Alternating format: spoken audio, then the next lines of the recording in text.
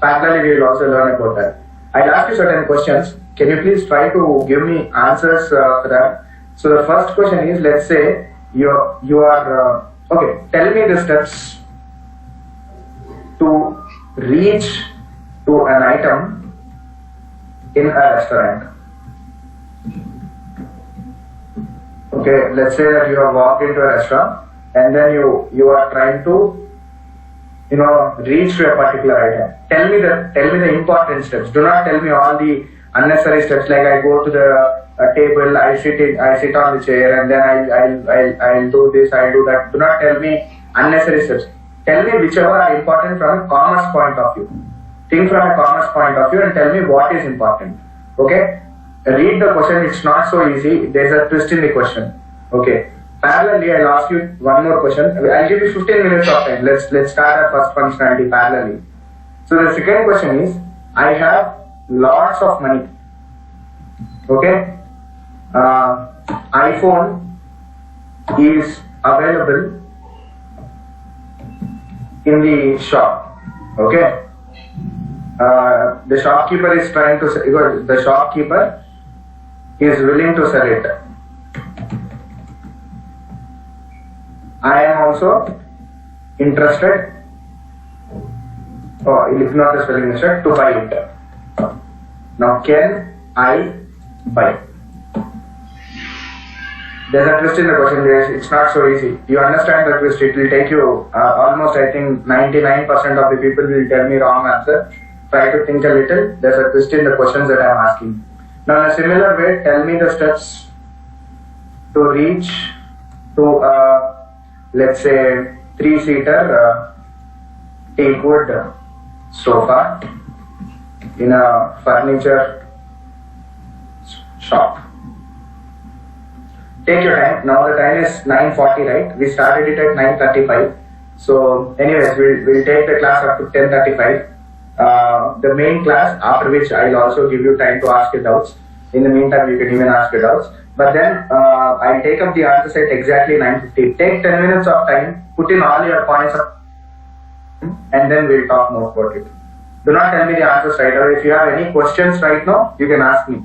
The questions are, I'll repeat the questions one more time. Just tell me the steps to reach to a particular item in a restaurant. You are sitting in a restaurant, and then what are the main steps that you have to follow to reach to a particular item? Then the second question is, you have lots of money, you're walking into a shop to buy iPhone, and the shopkeeper is also willing to sell it. You are also interested to buy it. Can you buy the phone? Okay. The third one, specifically iPhone. The third one, you have to tell me the steps to reach to that particular sofa in a furniture shop.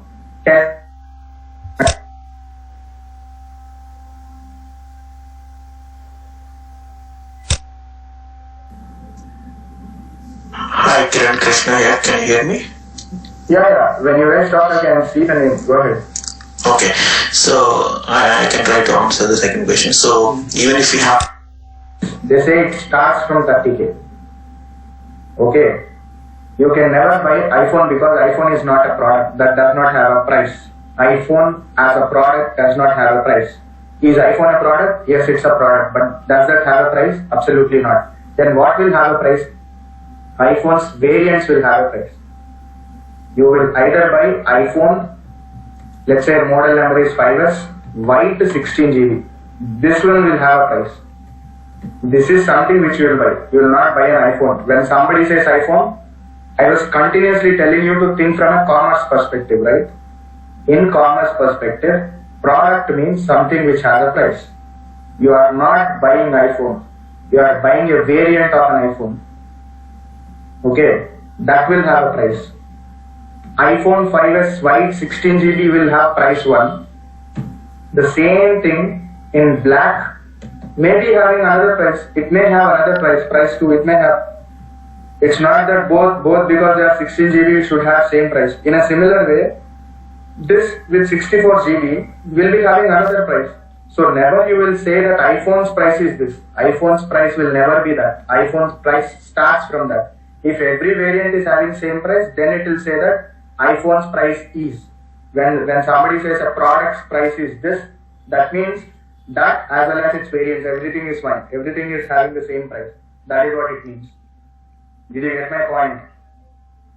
iPhone means not a product which will have a price. So nobody can buy iPhone. I was trying to give a twist in the question by saying iPhone is available in the shop. iPhone is available in the shop as an iPhone along with its variants. That's what the because I'm telling you this because you need to understand what you're supposed to buy and what you're buying. To what the product ID has to be created. Because when you try to jot down your product catalog, you need to know which one is having a price, which one is not having a price, right? So as a part of that, you need to know first of all what a product is in terms of cost. Product does not mean every product will have a price. Absolutely not. You have to go a little more drill down and finally come to a conclusion that okay, this is what is having a price. So the second question, this is what is it is. Now anybody who wants to tell the first question, first answer. Anybody is having a doubt in the second one first of all? Anybody is having a doubt in the second one? Go ahead. Any silly doubt is also okay, no problem. We'll try to discuss and get it solved. Do not keep anything in brain. Ask.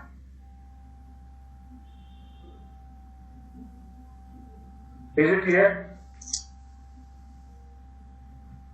Guys, I need an answer, yes or no? Yes, it is clear.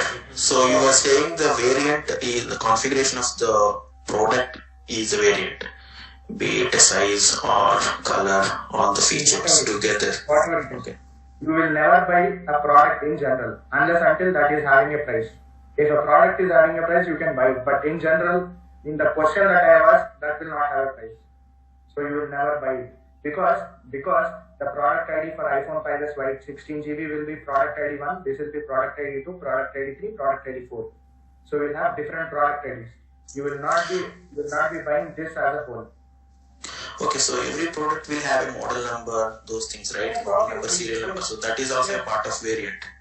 Yeah, obviously, because iPhone 5 16GB will be having a different kind of identifier with iPhone 5 64GB.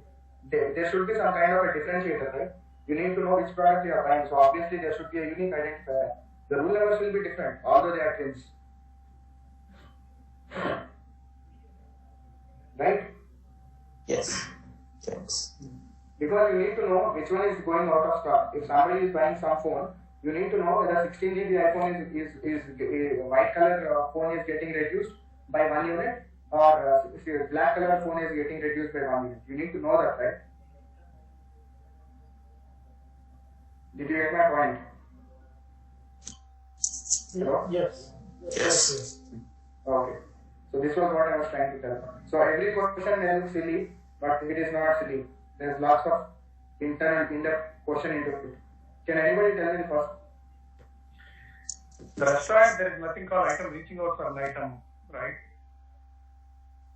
Do not assume anything. Tell me the answer directly, no problem. Okay, I can give it a try. So first we will browse through the menu. Item as in food item. Restaurant means item as in food item. That means you have placed an order. Find an item, you place an order. If that is so straightforward, why will I even ask the question? Okay, so let me give it a try. So first we will go to browse through the catalog, which is nothing but the menu. Okay, which item we want to buy. 1 minute. We need to have. Let me just give me 1 minute. I'll try to put that point in place here. Okay, you will first go through the menu. Then what will you do? Then I know what item I want to buy. So I will look for the category of it, whether it is starter or main course or dessert, whatever. Okay, 1 second. So starter, main course, or dessert. Good. After that? And after that, I will make sure what is my budget and what is available within that budget. Okay, budget and all is not just a constraint. The question here is you are not placing an order. I did not ask you to buy an item. Right? If you just buy, whatever you are saying is correct. Budget and all is coming to constraint. But to go and do a window shopping, you don't require budget, right? Even though it is 1 crore or 10 crore, budget is not a constraint for window shopping. So Surya, this is what I was trying to tell you. You are not ordering an item, you are reaching to an item. How do you reach to an item? That's it.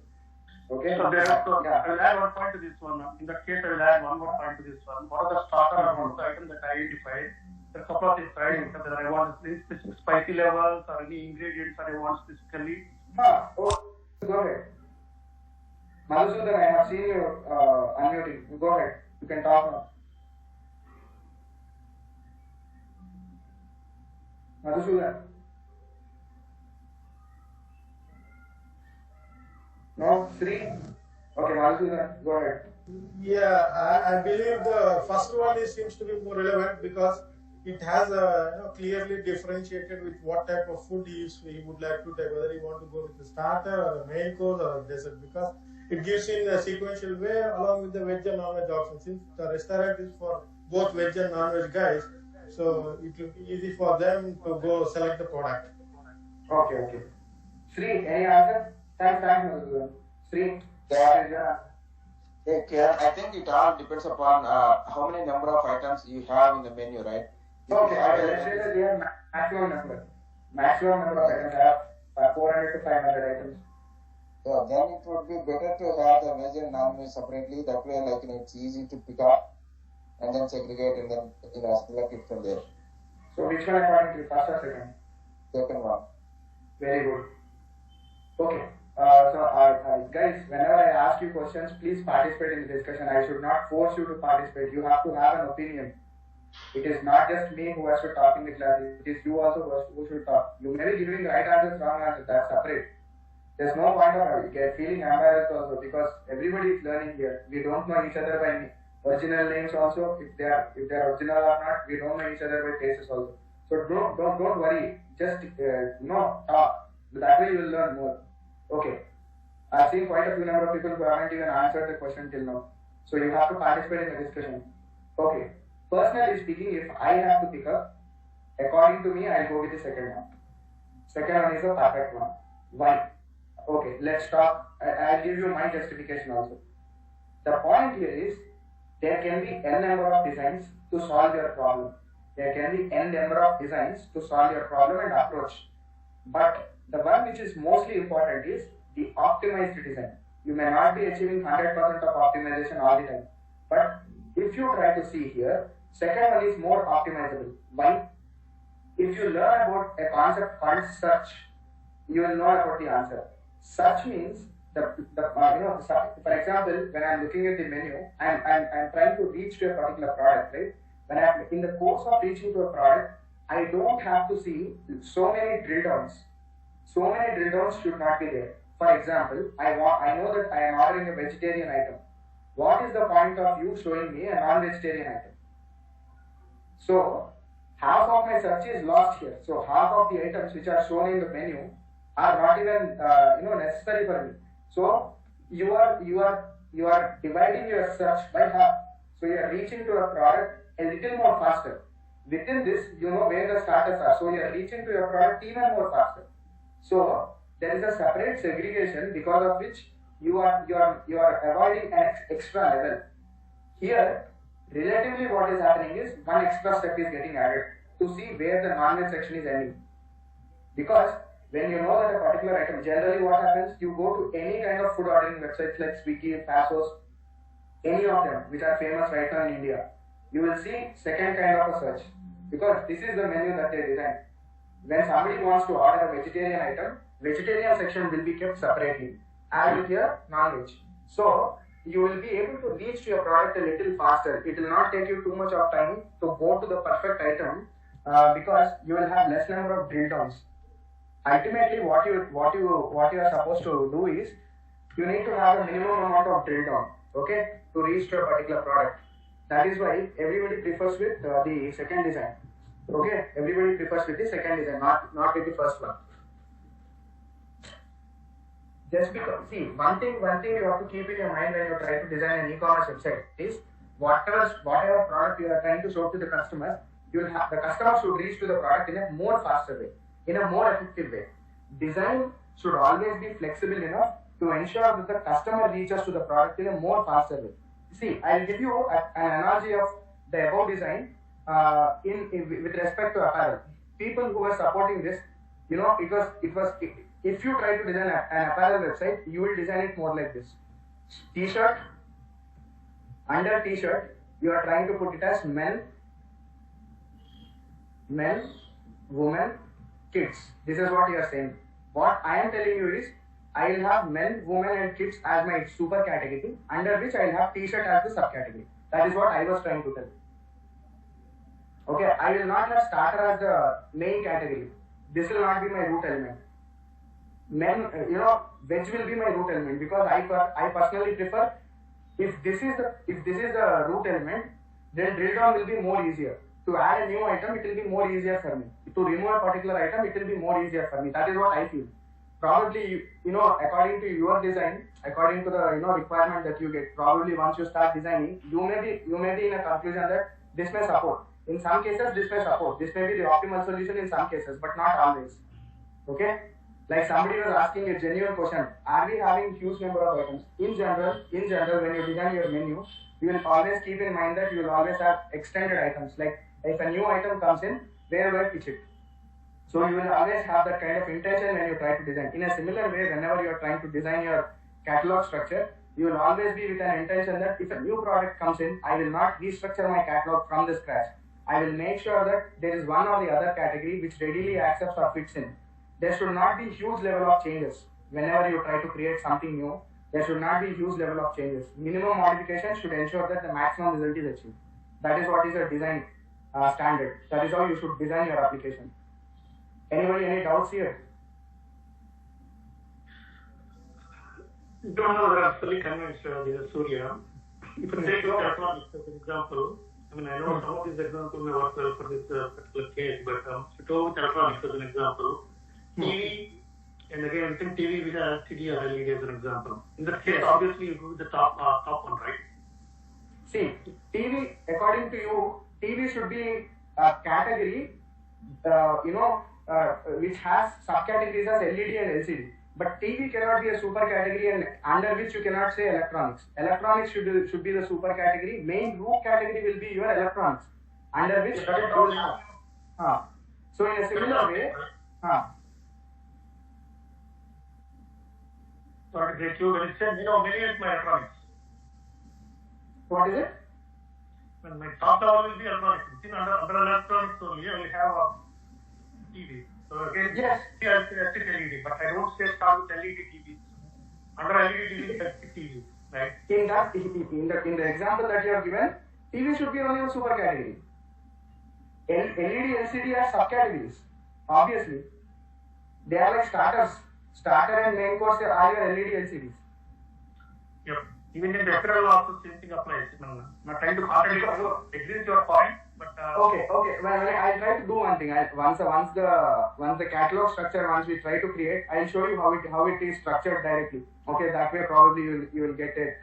You will get a bigger picture about what I'm trying to say. right. I'll show you that. Then you'll understand what I'm trying to tell. Okay. So anybody, any other doubts? No. Okay. So if you see here, guys, the third question. Can anybody tell me the third question answer? Okay, furniture shop or let's say online store. Anything is fine. Physical shop, or you can even tell me the online store concept. Third question will be valid for both. Go ahead, no problem. Now that you have some idea, that is why in the third question I have given some more detail. I have given some more detail in the form of this. This is what is your general hierarchy. Whenever you try to define your product catalog, this is how it will be defined. So you will have a catalog, then you will have categories, then you will have subcategories and subcategories and subcategories. How much amount of drill down you want to do it. But always ensure that you will have minimum amount of drill down. Too much of drill down is also fit for nothing. You should not have too much of drill down. You should not make the customer too much of, to do too much of research to reach to a product. It should be flexible enough. Even a non-technical person a layman, to be more specific, should be capable of reaching to your product in a more faster way. That is how you have to define. Now, like I told you, there can be several designs to create your product catalog. Now you have to select the optimized one. For that, you will have to pitch in with lots and lots of products, because always your catalog will be expanding. with new products and all. So with minimal changes only, you will have to ensure maximum amount of optimization. That is what your design should be. So this is how you generally write your product catalog structure. Now how do we design this? We will see in our next class, not today's class. Today's class was actually supposed to be our HAC's class, but I also wanted to start the first functionality because 2 days of too much of technical was discussed. That is why I wanted to start off with the functionality first. Okay. Anyways, we will talk about these things for the next 2.5 hours. Is all about this only. How do we create it? Where do we create it? How do a functional person create it? How does a normal developer create it? How does a database designer create it? All possible options will verify them. Okay. But if you see in your HAC, we missed out a particular simple topic of covering another set of tabs. So let's just revisit them. I'm opening the HAC, logging in as admin.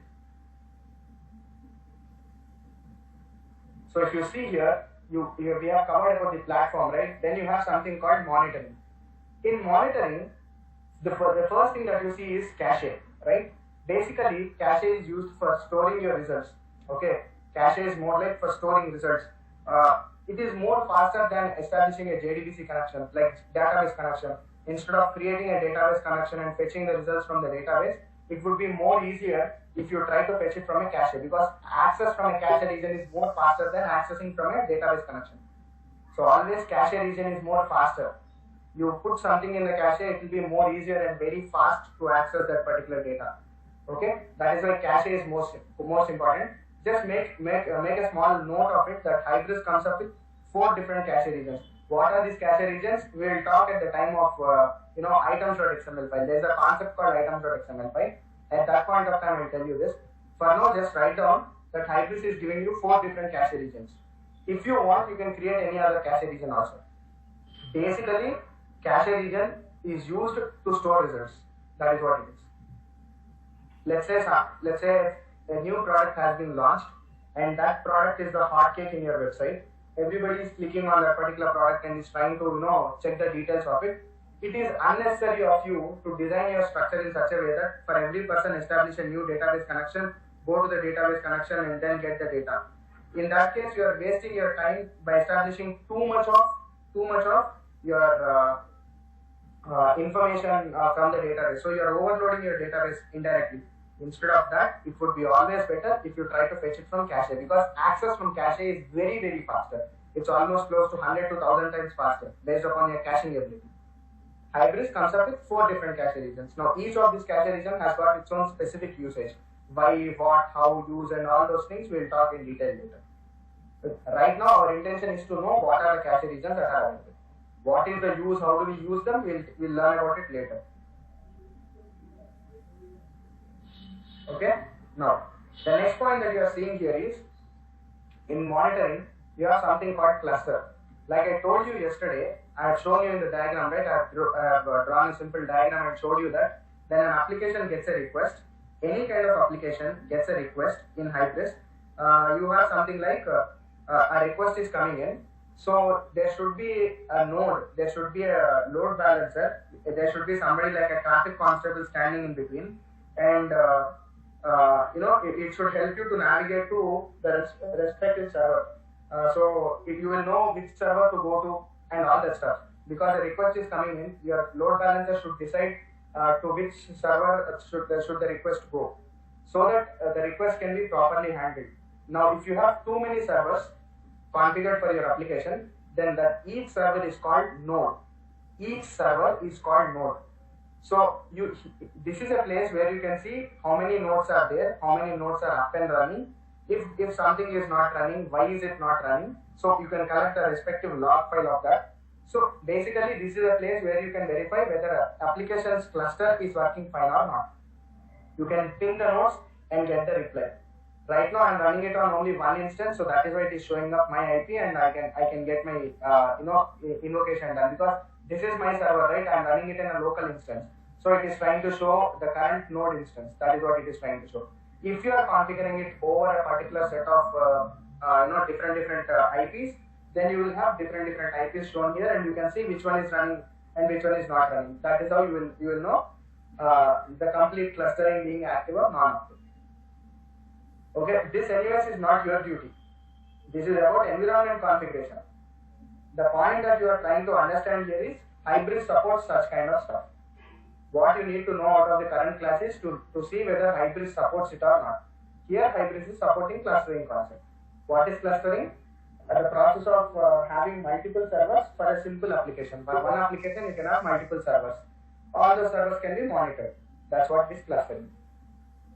Now you have something called database. Anyways, we have seen about database, right? The default database is your HSQL. So HSQL DB is there. This particularly shows you how much amount of table size is left, how much amount of table space is left in your database, how much more amount of data can be loaded. Basically about database activity and database cleanup.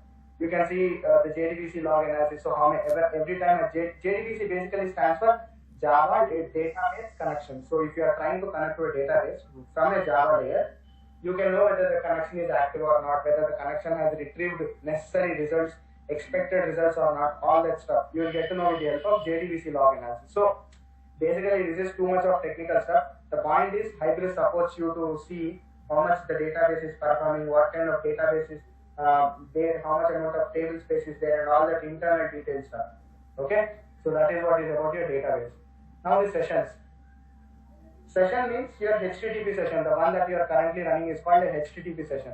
So basically you can know how many sessions are running. Sessions means how many people can access at the same time. So if let's say this particular instance is being accessed by 20 people at now. So you can know from here that how many sessions are currently active and can I close all of them. If somebody is accessing the machine, this particular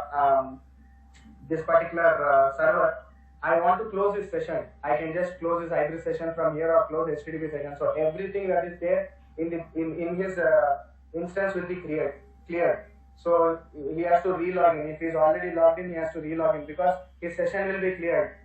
I'm trying to clear all the HTTP sessions from my server. So if I now close this Hybris and HTTP sessions, I have to relog in because right now my session is running. If I'm closing it, I'll have to relog in. In a similar way, if somebody is accessing my application and I accidentally also touch this, all the users who are actively running in your website will all be shut down. So they have to relog in again. So it will be a problem. So do not use this directly. This is used for general environment maintenance, but not by you guys.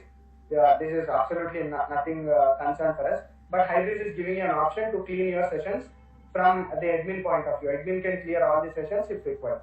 He can do it. But generally, nobody does this. You have an option, but how effectively you will use it will depend upon the environmental maintenance that you do. Okay? Now, the other option that you have is cron jobs. Cron job means, basically, cron job means a periodic job. To put it in a very layman terminology, it's more like a timer.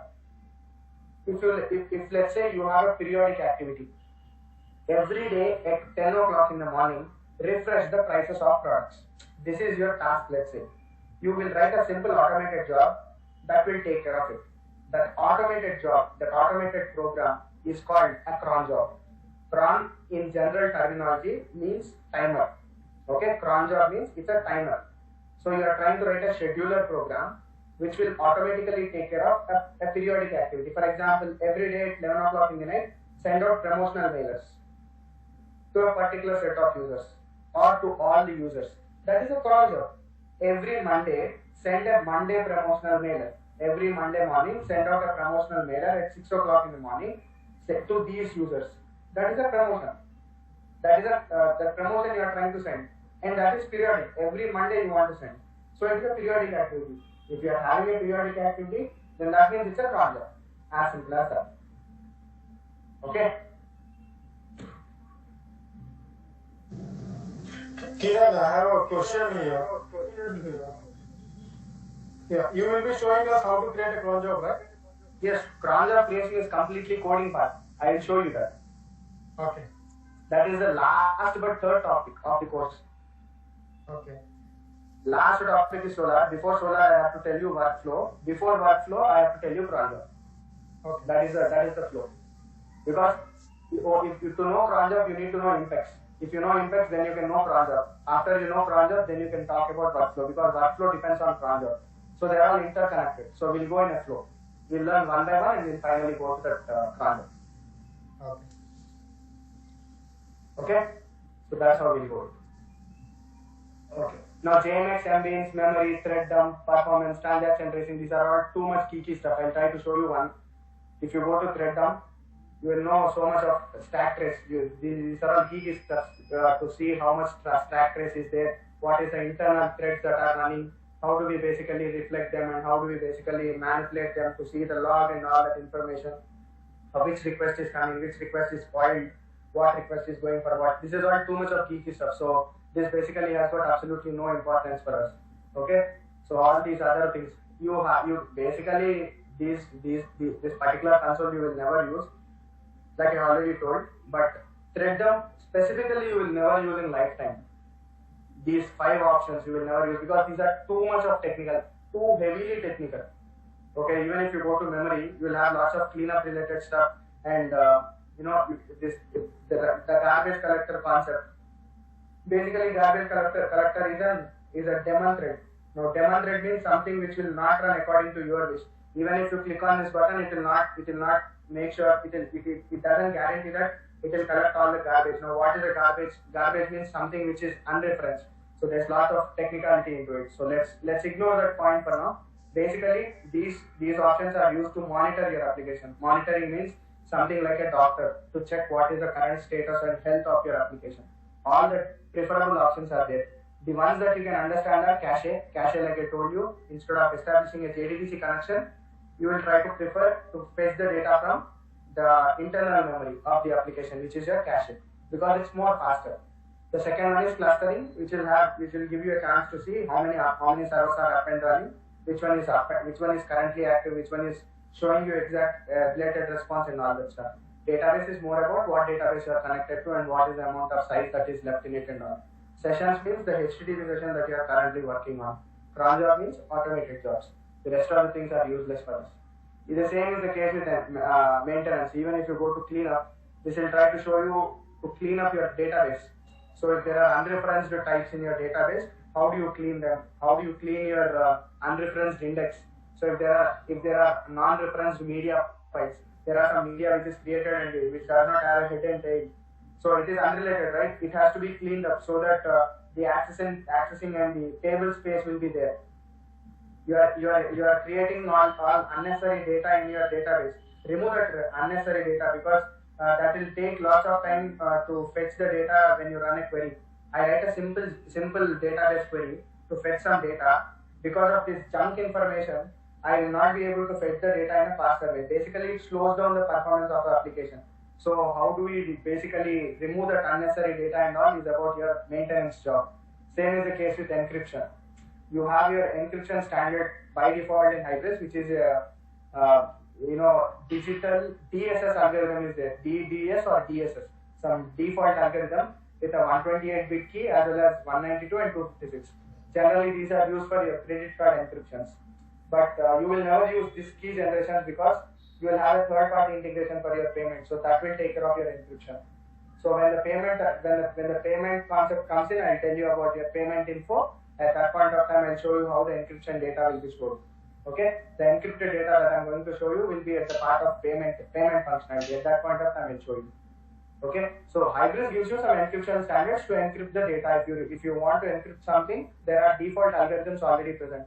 Instead of you writing a simple algorithm, you as in not you, a developer writing a new algorithm from the scratch, Hybris already is giving you a bundle of 3 different algorithms with 3 different key sizes.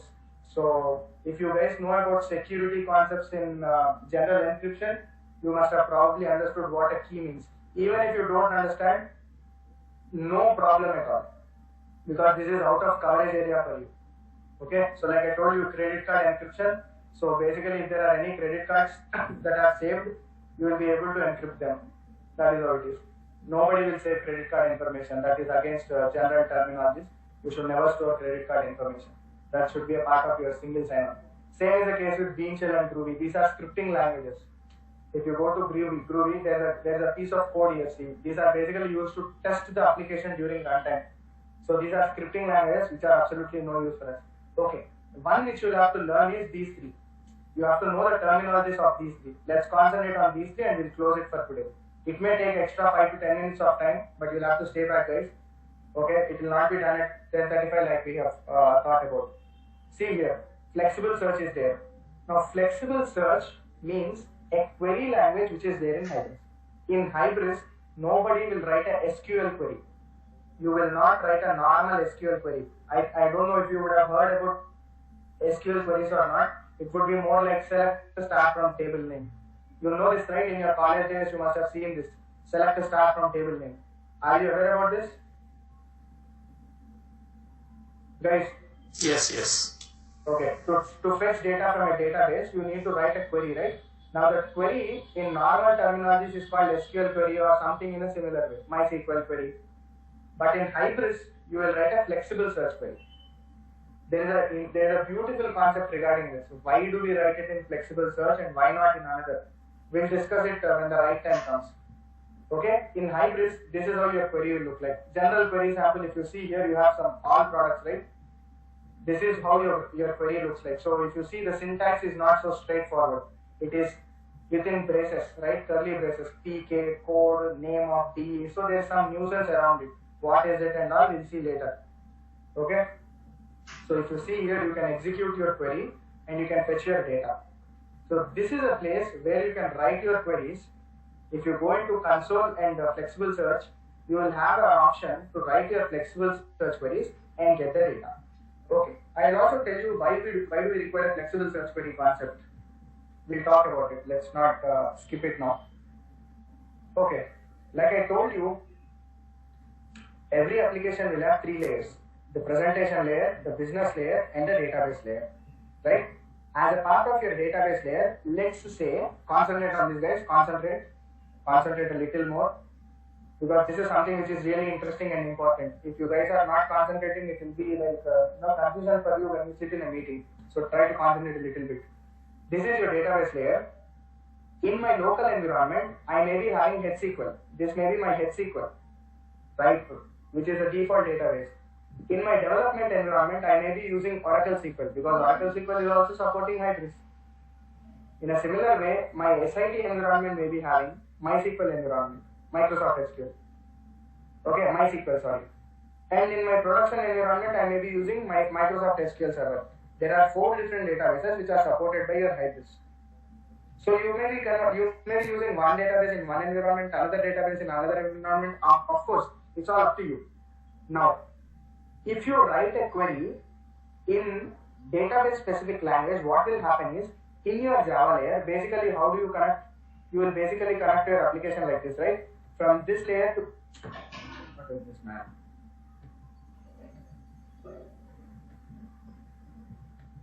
From this layer to this layer you connect. So from this layer to this layer you connect, right? So if you are trying to connect to, basically your business layer is trying to communicate with your database layer. So there can be 4 different databases in 4 different environments. In the first environment, if you are writing a SQL specific query, HSQL specific query, that will only work when you are connected to HSQL. The moment you are connecting to these databases, it will not work. In a similar way, if you are writing a SQL specific query, that will not work in other 3 databases. Same is the case with MySQL and Microsoft SQL Server. So what you need to do in order to avoid all this confusion, Hybris has come up with an intermediate layer called flexible search query. What do you need to do? Your business layer will try to communicate to your flexible search layer. Now, flexible search query will try to connect to these 4. What will that do? It will try to translate into native query language when it is running. So what you write in your business layer is a flexible search query. Here you will write a flexible search query. Now that flexible search query will be converted into native language queries whenever it is required. If you are connected to, let's say, HSQL, it will convert the flexible search query into HSQL specific query. If you are connected to MySQL, it will convert it into MySQL specific query. What you are supposed to write is flexible search query. In Hybris, you write a flexible search query so that even if you change your database, the same query will work. So irrespective of what database you are connected to, one query will solve all your problems. If you are writing a native query, then it will not be understood by others. For example, in a team of 4 people with 4 different languages, let's say there are 4 people who understand English, Hindi, Telugu, Tamil.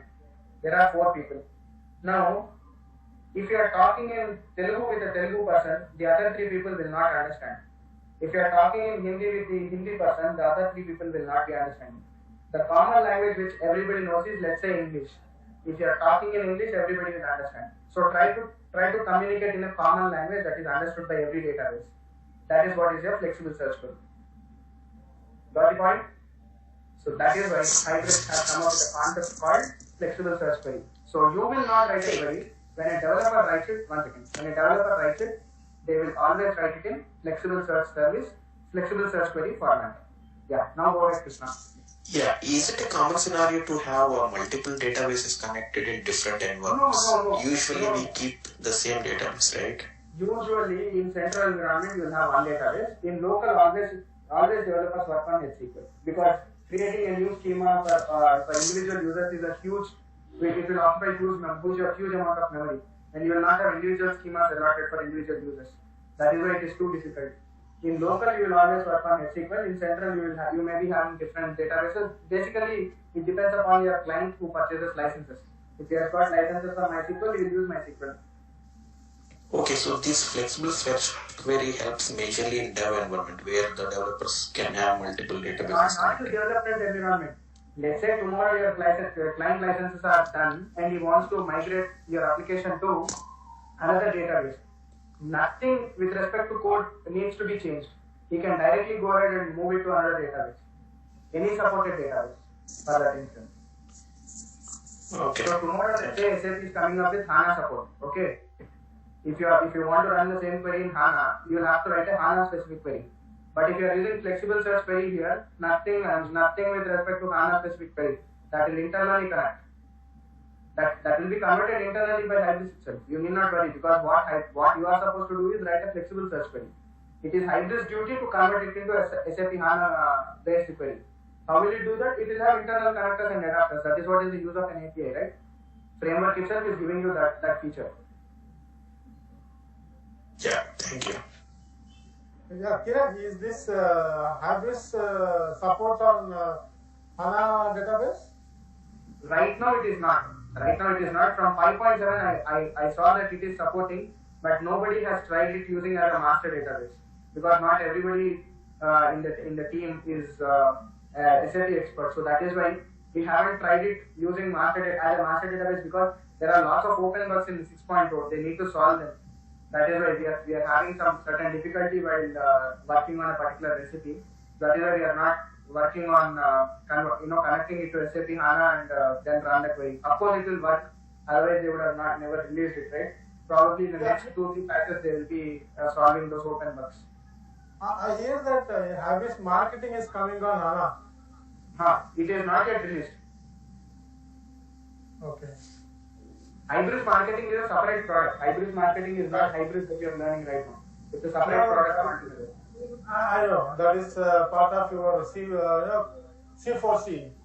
That's a completely different product. Yeah, Cloud for Customer, they are bringing it into marketing. They do campaigning, all that. Yeah, you create promotions from here. You integrate your marketing tool from this one to there, and then you send out your promotions from there. That's how it is. Right. Okay.